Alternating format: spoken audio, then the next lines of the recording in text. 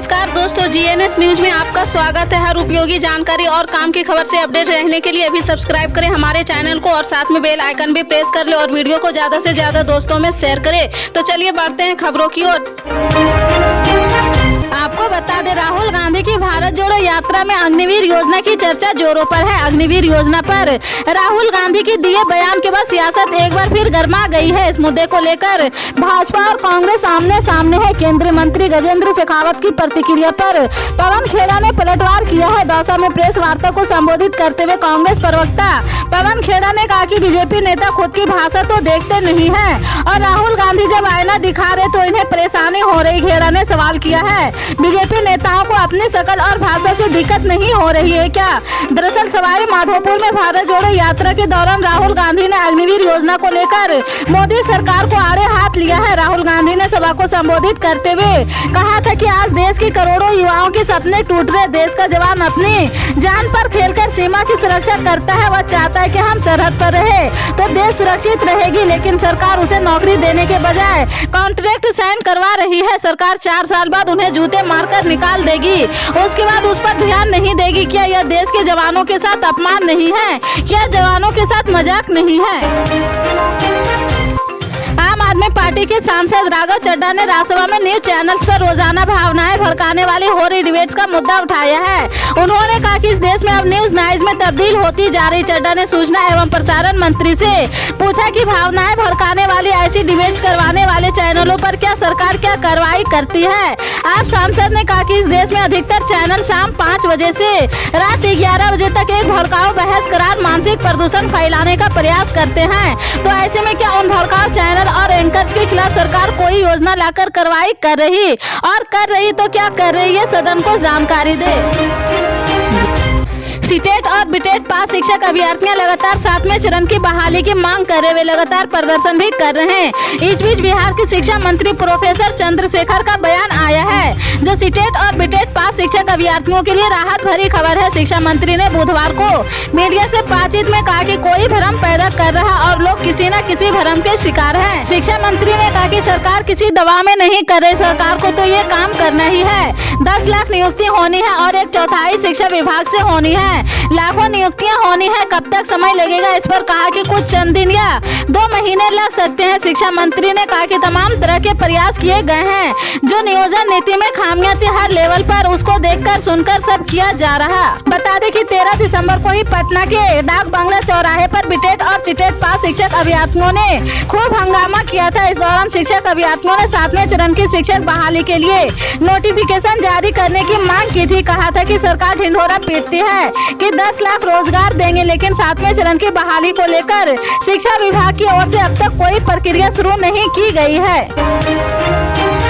हिमाचल प्रदेश के मुख्यमंत्री सुखविंदर सिंह सुक्खू के एक के बाद एक फैसले को लेकर लगातार सुर्खियों में बने हुए हैं। आज गुरुवार मुख्यमंत्री सुखविंदर सिंह सुक्खू ने पत्रकारों से बातचीत में कहा कि वे सत्ता परिवर्तन के लिए नहीं, व्यवस्था के परिवर्तन के लिए आए हैं। उन्होंने हिमाचल प्रदेश में सत्ता परिवर्तन पर होने वाले फेरबदल के सवाल पर कहा कि ट्रांसफर वाले मुख्यमंत्री नहीं है। उन्होंने कहा कि ये रिवाज को बदलेंगे। सीएम ने कहा कि सभी अधिकारियों को उनका काम समझाया गया है, बदले की भावना से किसी का भी ट्रांसफर नहीं किया जाएगा।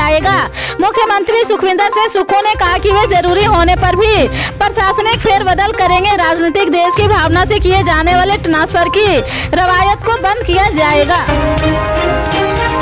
यूपी के मैनपुरी उपचुनाव में मिली ऐतिहासिक जीत के बाद जिस तरह से अखिलेश यादव ने शिवपाल यादव और बसपा का विलय कराया, उसके बाद यह साफ हो गया कि शिवपाल यादव का ओहदा पार्टी में बढ़ने वाला है। खुद अखिलेश यादव ने इस बात को कहा कि चाचा को पूरा सम्मान दिया जाएगा, लेकिन इस नतीजों को आए लगभग 1 हफ्ता बीत चुका है और अभी तक चाचा और भतीजे की लखनऊ में मुलाकात नहीं हो पाई है। ऐसे में सवाल यह है कि आखिर इसके लिए किस बात का इंतजार हो रहा है। राष्ट्रीय स्वयं सेवक संघ से संबद्ध किसान संगठन भारतीय किसान संघ ने गुरुवार को कहा है कि वह किसानों की स्थिति में सुधार के लिए उनके वास्ते विभिन्न राहत उपायों की घोषणा की मांग को लेकर 19 दिसंबर को दिल्ली में राष्ट्रीय स्तर का किसान गर्जना विरोध मोर्चा निकालेगा। बीकेएस की कार्यकारी समिति के सदस्य नाना आखरे ने कहा कि फल, सब्जियां, अनाज, दूध आदि उपलब्ध कराने वाले किसान आज अपनी कृषि उपज का पर्याप्त मूल्य न मिलने से बहुत निराश है और इसके कारण आत्महत्या कर रहे हैं। उन्होंने कहा कि किसानों की परेशानियों कमियों को दूर करने के लिए बीकेएस सभी कृषि उपज के बदले उपयुक्त मूल्य के भुगतान की मांग करता है। साथ ही कृषि उपज पर वस्तु एवं सेवा कर नहीं लगाया जाना चाहिए और किसान सम्मान निधि के तहत दी जाने वाली वित्त सहायता बढ़ाई जानी चाहिए। गैंगस्टर से नेता बने मुख्तार अंसारी को गुरुवार को गैंगस्टर एक्ट में 10 साल की सजा सुनाई गई है। पूर्व विधायक मुख्तार अंसारी पिछले कुछ वर्षों से पहले ही जेल में है। मुख्यमंत्री अंसारी को यह सजा गाजीपुर में 1996 में एक अतिरिक्त पुलिस अधीक्षक पर हमले को लेकर हुई है। मुख्तार अंसारी के खिलाफ कम से कम 49 आपराधिक मामले दर्ज है, जिनमें जमीन हड़पने, हत्या और जबरन वसूली के आरोप शामिल है। अंसारी हत्या और हत्या के प्रयास सहित कई मामलों में उत्तर प्रदेश में मुकदमे का सामना कर पुलिस के अनुसार गाजीपुर जिला प्रशासन ने मुख्तार अंसारी की कथित अवैध कमाई से खरीदी गई 1.901 हेक्टेयर भूमि के 2 भूखड़ों को जब्त कर लिया था, जिसकी कीमत 6 करोड़ रुपए से अधिक थी। जुलाई में उत्तर प्रदेश पुलिस ने गैंगस्टर एक्ट के तहत मुख्तार के भाई अफजल अंसारी की 14.90 करोड़ रुपए की संपत्ति अटैच की थी।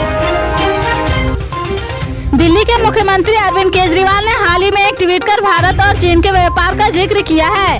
उन्होंने कहा कि हम चीन से अपना व्यापार क्यों नहीं बंद करते। चीन से आयात की जाने वाली अधिकतर वस्तुएं भारत में बनती है, इससे चीन को सबक मिलेगा और भारत में रोजगार। वाणिज्य विभाग के पास उपलब्ध आंकड़ों से पता चलता है कि भारत का चीन के साथ व्यापार 100 बिलियन डॉलर से अधिक हो गया है और 2021 से 2022 में 115.83 बिलियन डॉलर के साथ सबसे ऊंचे स्तर पर पहुँच गया है। इसमें बीते साल 2020 से 2021 के मुकाबले 34.6% की बढ़ोतरी हुई है। तब ये आंकड़ा 86.39 बिलियन डॉलर था। प्रतिशत के हिसाब से देखें तो पिछले वित्त वर्ष में चीन के साथ वार्षिक वृद्धि 2010 से 2011 के बाद सबसे अधिक रही है, जबकि 35.82% वृद्धि दर्ज की गई है। चालू वित्त वर्ष के पहले 7 महीनों में चीन के साथ 69.114 अरब डॉलर पर पहुँच गया।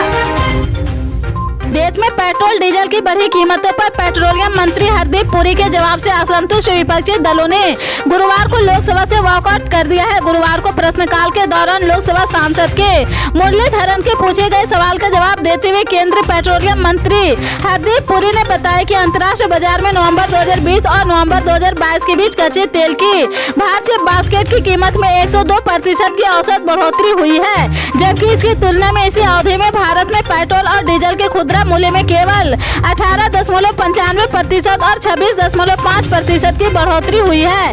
उन्होंने भारत में दुनिया के अन्य देशों की तुलना में पेट्रोल डीजल की कीमत में सबसे कम बढ़ोतरी होने का दावा करते हुए कहा कि अमेरिका में तो 144.6% की वृद्धि हुई है। भारतीय और चीनी फौजों की बीच अरुणाचल प्रदेश में वास्तविक नियंत्रण रेखा पर पिछले सप्ताह हुई झड़प को लेकर चर्चा की मांग पर संसद में जारी हंगामे का जिक्र करते हुए कांग्रेस अध्यक्ष मल्लिकार्जुन खड़गे ने गुरुवार को तंज कसते हुए कहा कि केंद्र सरकार की लाल आंख पर चीनी चश्मा चढ़ा हुआ है। संसद के शीतकालीन सत्र के दौरान इस सप्ताह बार बार कामकाज और कार्रवाई बाधित होती जा रही, क्योंकि दोनों ही सदनों में भारत चीन की भी सीमा पर हालत को लेकर चर्चा का विपक्ष को मांग का ठुकराया जा रहा।